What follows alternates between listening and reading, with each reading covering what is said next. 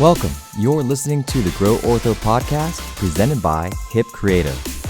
This podcast is dedicated to those who want to stand strong in their market and be leaders in their community. Now on to the show with your host, Luke Infinger. So, Eliza, thanks so much for taking the time to come chat. I'm super excited just to talk through internal marketing with you. Yay, yeah. My name is Eliza. I work for Fishbein Orthodontics. I've been there for about 5 years. I'm the director of marketing. I started out there kind of seeing new patients and getting them started throughout their process. So I got to know the orthodontics world really well. And, marketing just was always my passion. And here we are. Yeah. So walk us through just a typical day at Fishbein Orthodontics. What goes into internal marketing and just the day-to-day? Well, I probably couldn't start with a typical day because there are no typical days. I try to keep a to-do list, but I never really, every now and then I get to check something off of it, but I feel like there's always something kind of coming at us. We love new things, big ideas, running with whatever kind of gets thrown at us. But usually I get there in the morning. I like to be a part of the team huddle at our flagship location in Pensacola and kind of see, what's going on in the clinic and introduce any events or anything we have going on with the team. And then check 18 million emails and see what we have coming up next. We generally like to keep as many as 2 to 4 events a month. So we'll kind of work on that and check how our Facebook's doing and stuff like that. Awesome. And so with internal marketing, obviously that's a huge part of what goes on because you're managing everything internal, but you're also managing all the external, working with vendors like ourselves, partners, I like to think of. But, how specific do you work with some of the roles in the office, front desk possibly, or the call center, TCs, Amanda, management, as well as community outreach, marketing, community outreach, those things go hand in hand. So break that down and just walk us through how you guys strategize to really fulfill a complete marketing presence. Yeah, we have a few different departments within our company, obviously, and they all really have to go hand in hand together. So it starts with marketing, getting people attached and get to know our name and want to kind of move forward. And then the first thing they do is make a phone call or go online and try to book an appointment or learn more about us. So I work directly with the patient care center, we call it. It's our call center team. They take the new patient calls, and one of the first things they ask them is, what was your referral source? What brought you in? And I always have to tell them, because we do so much, especially in the community, it's not going to be necessarily one thing. Sometimes it'll be another patient that referred them. Sometimes it'll be a billboard. Maybe they saw us at an event. Maybe they're got a water bottle at their school. They could say multiple things, but I always push them to say, what was the last thing you saw or heard that said, I need to make an appointment at Fishbein Orthodontics. So we watch that really closely. We run a lot of reports on that to kind of see where those are coming through. Their next step is, coming in and the front desk sees them. So it's really important to kind of watch their interaction and, making sure that they're kind of feeling out where that patient came from as well. And then they see our new patient coordinators, the treatment coordinators. They ask again where they came from and do a lot of pending and recall, trying to get them back in the door. So we work hand in hand with that as well. And then, of course, management, Amanda's my boss. So we kind of feed off of each other. The whole team really does. There's a lot of brainstorming that goes into everything we do. So, it's a think tank. It's a big machine, but we're somehow able to keep all 8 of our offices together and keep that culture stagnant and working well and getting those patients in wherever we can. Yeah. And when you started, obviously the office was in a totally different place. Just a little bit, yeah. Walk us through some of the key things that were the building blocks with what you did in marketing to really kind of help you guys grow so quickly and also effectively. Yeah. Wow. I was, I think, the 12th employee, but the marketing it grew from such a small it wasn't even really a job at first. I think when they were looking to bring me on, it was as a treatment coordinator, but they saw that I had a background in marketing. So they were like, hey, maybe we could use you for that too. I think at the time, Amanda was a office manager, a clinical manager. She was seeing patients as a treatment coordinator, and she was doing all of our marketing. So it definitely wasn't a focus because she wore so many hats. But now, it's kind of evolved to its own department where, eventually I was able to come full time, and Lori and I kind of went back and forth in these marketing roles. And then once she was able to take over the community part of it, it really allowed us to focus on what was going on in our community and, how we could get these patients in the door, and being really able to concentrate on the specifics instead of us both doing multiple things. It really took that full time for us to be able to focus and evolve. That was really the only way we were ever going to make that happen. Yeah. Walk us through, and we can kind of talk about this together, just some of the practical things that you guys did because you guys do everything. Right? Yeah, so, just a little bit of everything. Traditionally, let's talk about traditional first, just billboards, radio, events. How did you approach some of those things? Well, even as far as like 5 years ago, direct-to-consumer marketing was like super taboo. So I think we kind of, not scared, but, surprised a lot of people in this area when we started doing those things. But it really took hold and started taking off. For instance, anytime we open a new location, we always start looking at, the first thing we do is find a place for a billboard, which obviously isn't perfect in every community. Sometimes they're super expensive and have really low reach. But in all of our areas that our offices are in, we've done really well with those. And the direct mailer. We'll send out direct mailers to our target audiences in those zip codes that are around those locations, followed by, we normally do an online campaign with you guys that shows a video of the offices and introduces the new doctor or whatever's going on in those areas, and just kind of make them all encompassing where they relate to each other. And you'll see like, oh, they're opening a location here. And then I got a card in the mail for $500 off. And then I saw them online. Like, I should probably go check that place out. Yeah. It's all kind of working together. Yeah. So basically with all these channels, you guys really wanted to dominate, I guess is the word, and have Omni Presence everywhere. So, even I've gone to some of the Wahoo games and seen you guys on the tickets, and you're on radio, you're on the internet. And so you have all these channels, and new patients are coming from all these different areas. How do you track that? You mentioned getting the referral source at the appointment. Where does that information go, and how frequently are you guys looking at it? Yeah. Explain that. So that once they make that phone call, that's the first time that it's put into a chart. We run the reports on what's entered into that chart. I do it about once a week, but put it down on paper every month to kind of see our return on investment in those particular things. The thing is, you have to kind of take it with a grain of salt because we do so many things and we try to get a little creative in the ways that we're doing it.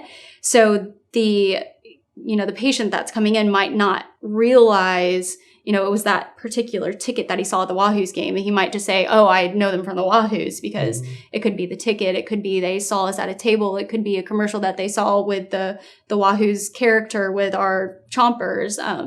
So it kind of is, hard to manage exactly what those specifics are, but we do get a pretty good idea of exactly where they're coming from. And the treatment coordinators are also kind of double checking with the patient. They're like, oh, I see that you saw us on a billboard, but then they might say, oh yeah, I did, but also my friend goes here. So they kind of have to play around with that and kind of feel it out. But for the most part, we have a pretty good brand recognition overall. So yeah, a lot of offices have obviously a budget, and in most cases, you've probably have seen this, budgets are pretty small.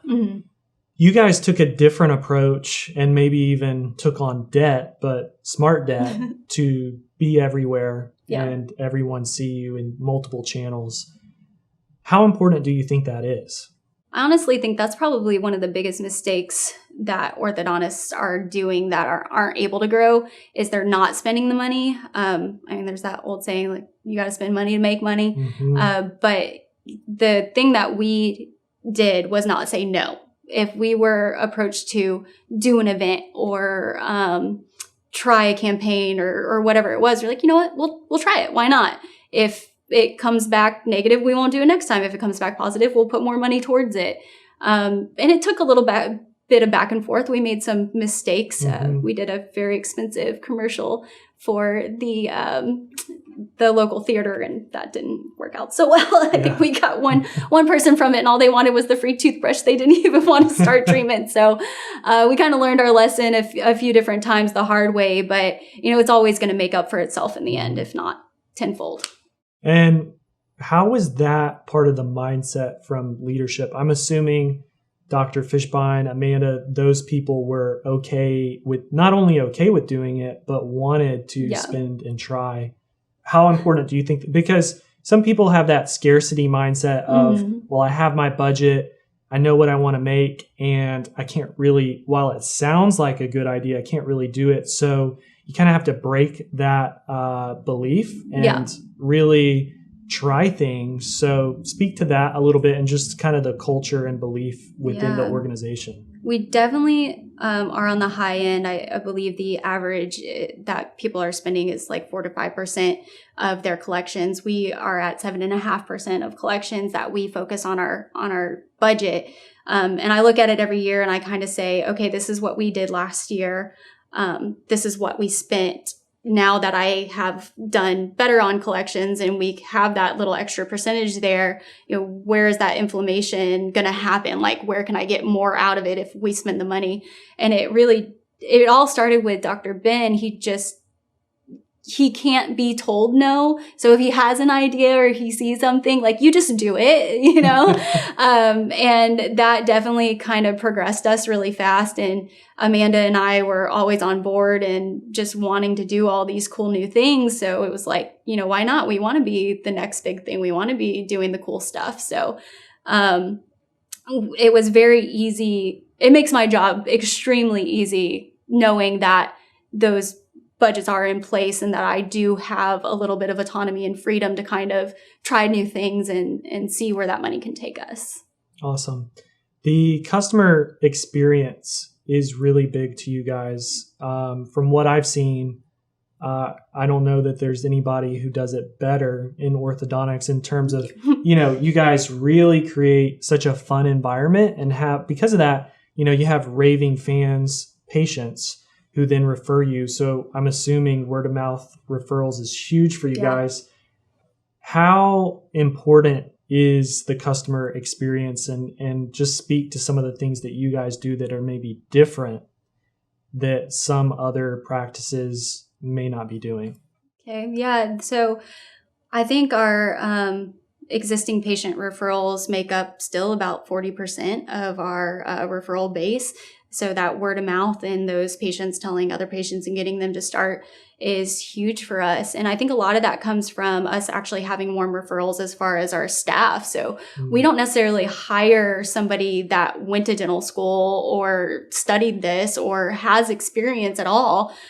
We take people that worked at tanning salons or restaurants, things of those nature, and train them from scratch, because it's not necessarily about, the skill. We can teach that. We can't teach personality. We can't teach drive. So the people that we're bringing in, we know they're going to match our culture. We can kind of feel that through the interview process. They're usually friends or family of somebody else that works there that we know meshes well.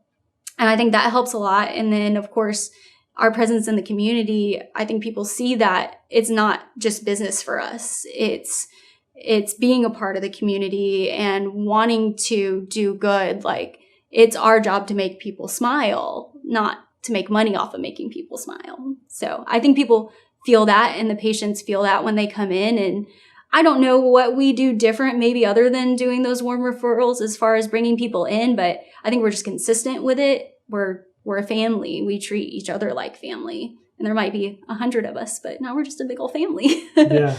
Yeah, with some of the things you guys do that I've seen, for instance, like in the call center, I think you have like either a 48-hour rule or 72-hour where, you offer them a time slot there. Kind of walk us through, like if I were to request an appointment and come in, maybe some of the touch points, even down to getting like a swag bag if they start. Okay.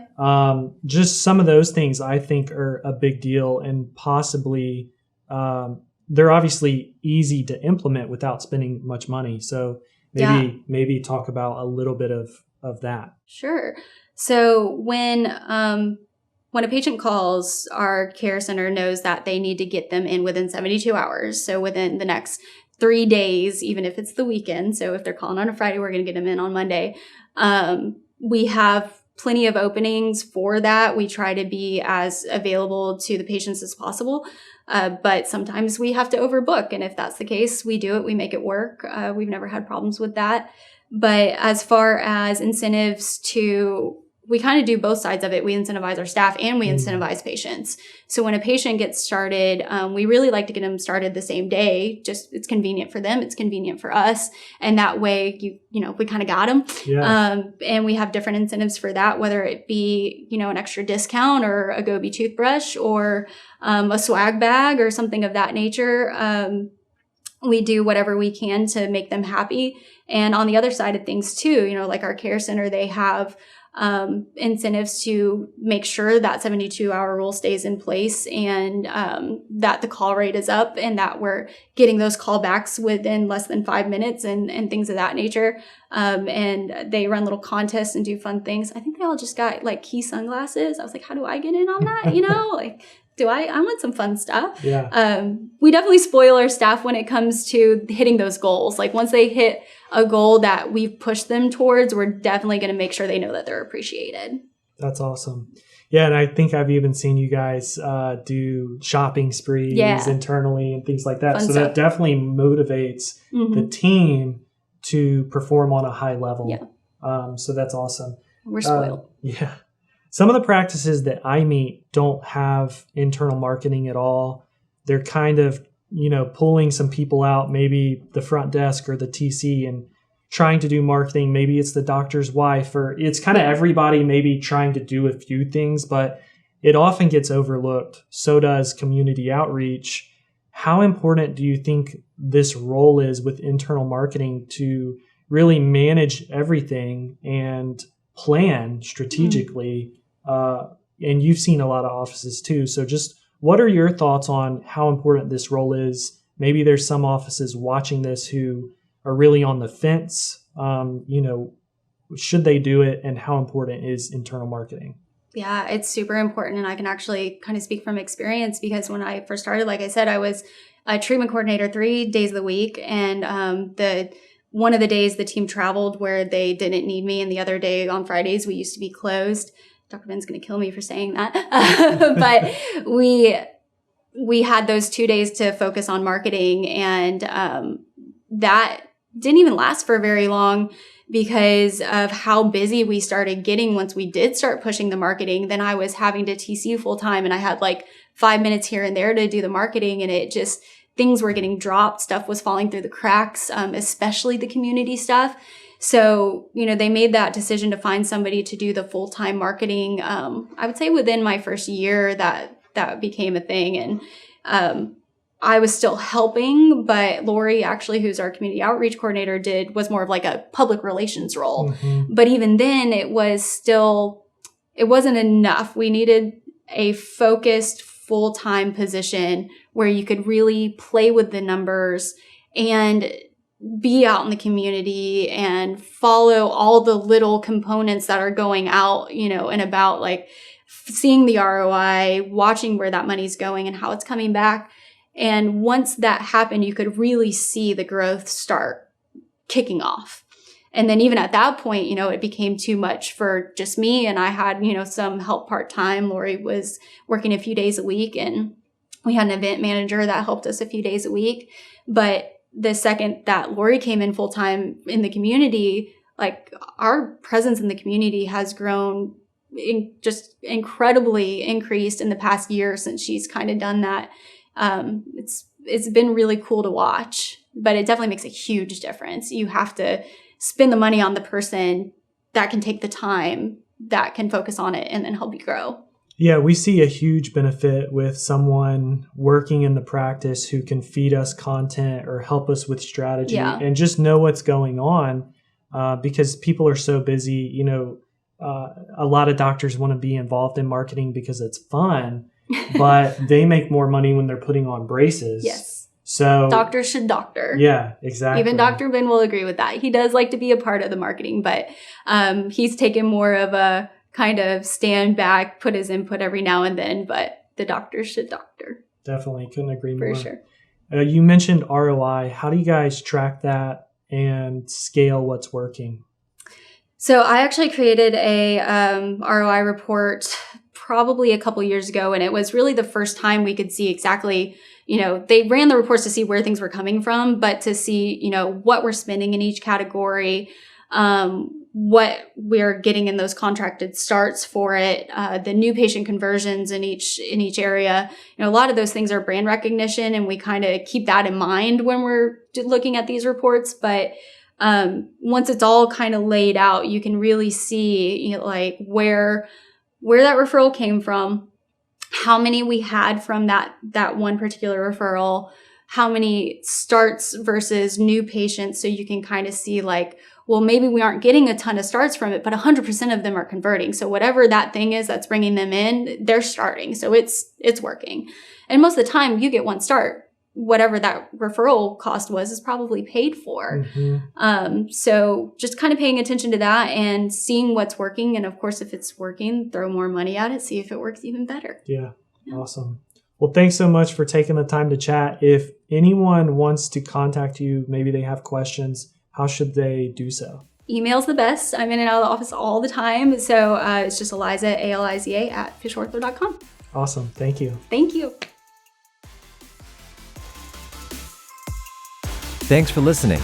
If you'd like to learn more about improving your healthcare marketing, day-to-day operations, and standing strong in your market, send us an email at hello@hipcreativeinc.com. That's hello@hipcreativeinc.com.